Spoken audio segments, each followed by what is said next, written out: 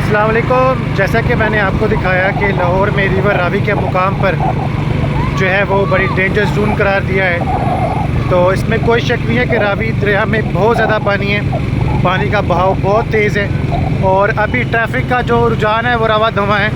अभी इसको रोका नहीं गया। सुनने में आया कि ब्रिज ऑफ रावी को जो है रात 1 बजे के करीब बंद कर दिया जाएगा, लेकिन अभी इसकी कोई इतनी फाइनल कोई हतमी रिपोर्ट नहीं है।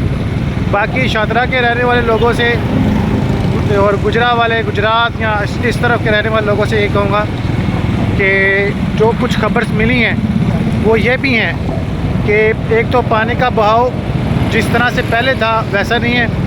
दूसरा, जो पीछे रावी से पीछे जो इलाके हैं जहाँ पे बारिश का सिलसिला जारी था वो भी थम गया है। अल्लाह ज़ात का शुक्र अल्हम्दुलिल्लाह। और गंडा सिंह के मुकाम पर करतारपुर में जितना इस तरह का पानी था, जिस स्पीड से आया था, वो भी 2 से 2.5 फुट जो है नीचे हुआ है। तो मुझे अपने अल्लाह पर पूरा यकीन है कि इंशाअल्लाह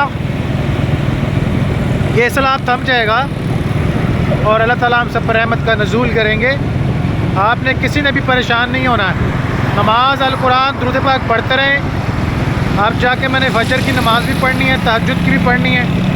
तो तहज्जुद की नमाज़ पढ़ के मैंने पहले भी अल्लाह से जो है वो अपने हाथ फैलाकर झोली फैलाकर मांगा था, अब भी मांगता हूँ और हमेशा मांगता रहूँगा। ये मेरी अल्लाह की शान है क्या सिर्फ उसी से ही मांगा जाता है और उसके अलावा कोई अता करने वाला नहीं है। और तमाम चीज़ों पर कादिर मेरा अल्लाह है। अल्लाह की रज़ा हो जाएगी तो दुनिया की कोई भी चीज़, कोई भी शर नुकसान नहीं दे सके। अल्लाहुम्मा सल्ली अला मुहम्मद व आले मुहम्मद।